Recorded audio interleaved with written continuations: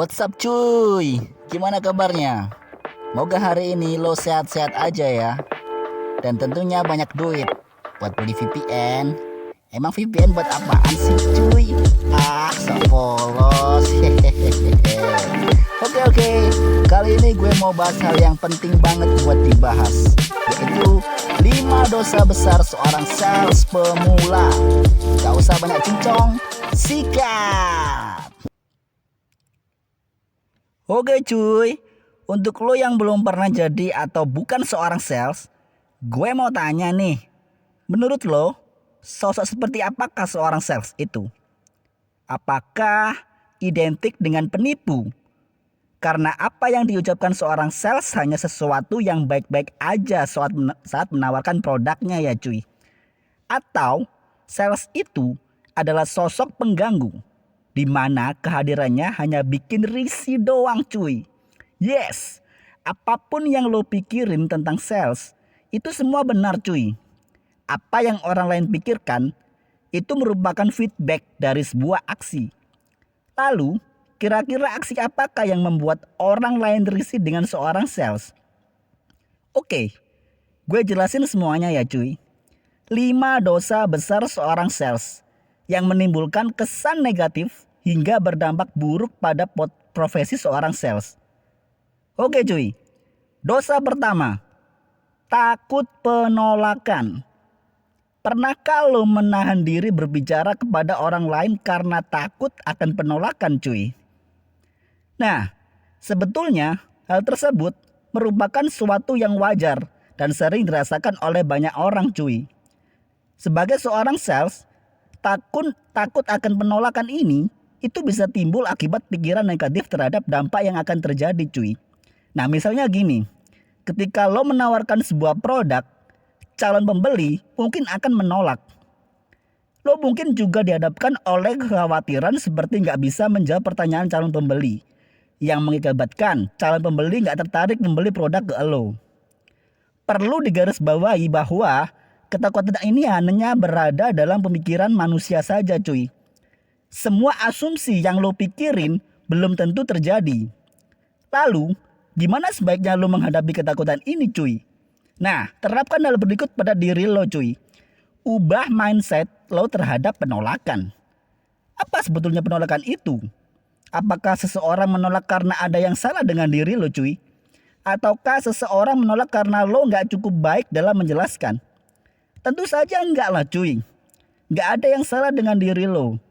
Daripada terus menyalahkan diri sendiri dan takut terhadap penolakan, cobalah evaluasi produk dan layanan yang lo miliki cuy.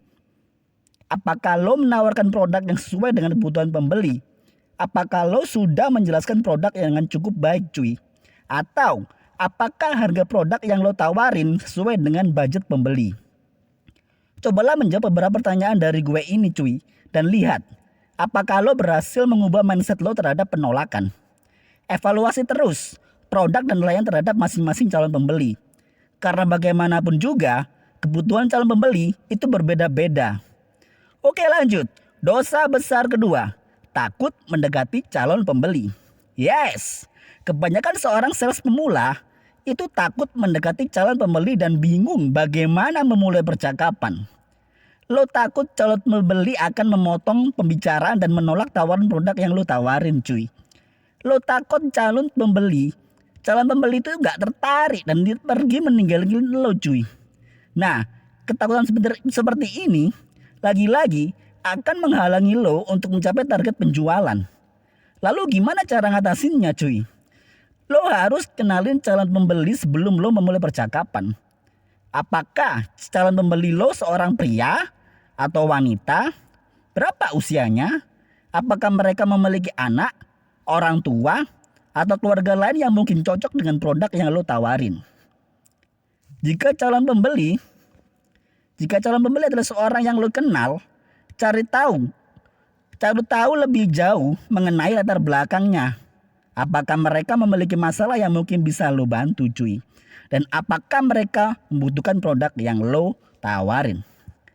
Jika lo dapat mengumpulkan semua informasi dasar seperti itu cuy, maka lo akan lebih mudah memulai percakapan. Nah, disitulah lo harus menggali terus informasi yang lo perluin dan temukan celah untuk menawarkan produk jualan lo ke mereka. Dosa ketiga yaitu takut nggak bisa menjelasin produk dengan baik.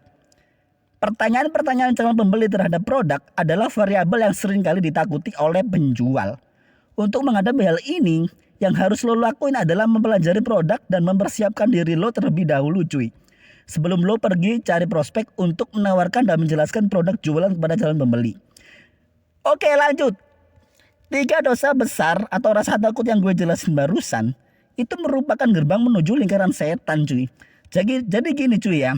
Jika lo mampu mengatasi ketakutan seperti itu yang gue jelasin sebelumnya, maka gue jamin lo pasti ngerasain betapa enaknya di sales. Saking enaknya, lo lepas kontrol dalam bersilat lidah hingga terjadi kebohongan-kebohongan kecil yang menumpuk menjadi lingkaran setan. Dan lo bakal susah keluar kalau udah kejebak di dalamnya. Yang enak-enak banget itu emang bikin nagih ya cuy. Oke. Kalau nggak mau kejebak dalam keringat, coba lo tonton video gue tentang lingkaran setan. Di situ gue jelasin tuntas.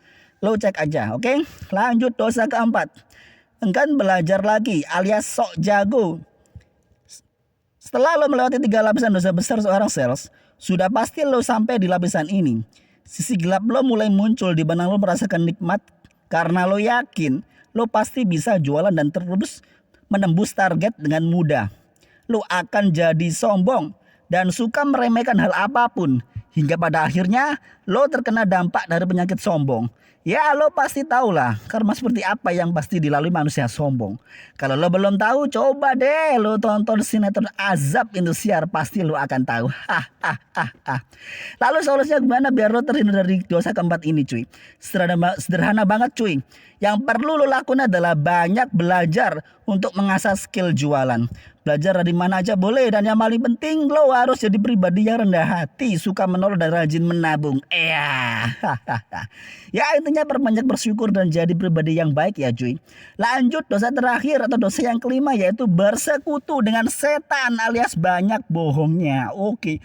Ini merupakan dosa besar yang sangat fatal menurut gue. Karena dosa ini bisa menimbulkan banyak dampak negatif. Bukan hanya ke diri lo cuy, tapi juga orang lain di sekitar lo. Mereka juga akan menderita akibat kebohongan yang lo ciptain. Oke, solusi dari gue, lo harus tingkatin rasa empati lo terhadap orang lain. Dan lo juga harus sering-sering berkomunikasi dari hati ke hati dengan Tuhan lo cuy. Karena itu bisa membuat lo jadi lebih tenang. Kalau udah gitu, pasti lo jadi pribadi yang bijak dalam melakukan berbagai hal. Oke cuy, itulah 5 dosa besar seorang sales dan solusi cara mengatasinya. Kesimpulan dari bahasan kali ini, lo harus jadi orang baik. Orang baik itu selalu suka menolong. Please tolongin gue buat capek syarat manit akun channel YouTube gue ini cuy, biar gue punya masukan tambahan. Rada maksa ya gue. Oke lah, sekian cap-cap dari gue. Silakan lo kritik aja video ini kalau lo nggak nemuin apa yang lo cari. Kritik lo adalah bentuk cinta yang indah buat gue. Gue Steve Genius. Thank you very much and good luck.